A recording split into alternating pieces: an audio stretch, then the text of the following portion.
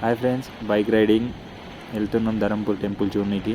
ఇది కరీంనగర్ జిల్లాలో నుంచి ఒక 80 కిలోమీటర్ దూరంలో ఉన్నది. అని చూడడానికి బైక్ డ్రైవ్ చేసుకుంటూ వెళ్తున్నాం. Dharampuri temple view. ధరంపూర్ టెంపుల్కి చేరుకున్నాం. ఇక్కడ గోదావరిలో స్నానం చేసి దేవుని దగ్గరికి వెళ్దామని స్నానం చేస్తున్నాం. ఇక్కడ స్నానం చేసి టెంపుల్ దగ్గరికి వెళ్తున్నాం. ఇక్కడ వ్యూ బాగుందని చెప్పి ఇక్కడే కొంచెం ఎంజాయ్ చేస్తున్నాం మేము. ధరంపూరి నరసింహస్వామి టెంపుల్ విశిష్టత ఏంటిదంటే, పూర్వకాలాన ఒక వ్యక్తి ధర్మవర్మ అనే అతను ఇక్కడ తపస్సు చేసిండంట. తపస్సు చేసిన వాళ్ళు అతను తపస్సుకు మెచ్చి నరసింహస్వామి ఇక్కడే కొలువు తీరిండంట. అందుకనే అతని పేరు మీద ధర్మవర్మ కాబట్టి ఇది ధరంపూరిగా అభివృద్ధి చెందింది.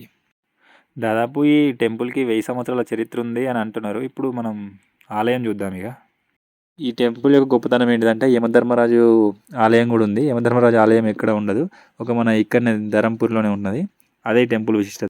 ఇది చౌరస్తలో ఆంజనేయ స్వామి విగ్రహం. ఇక్కడ నుంచి కొంచెం ముందుకెళ్తే ఇది మెయిన్ టెంపుల్.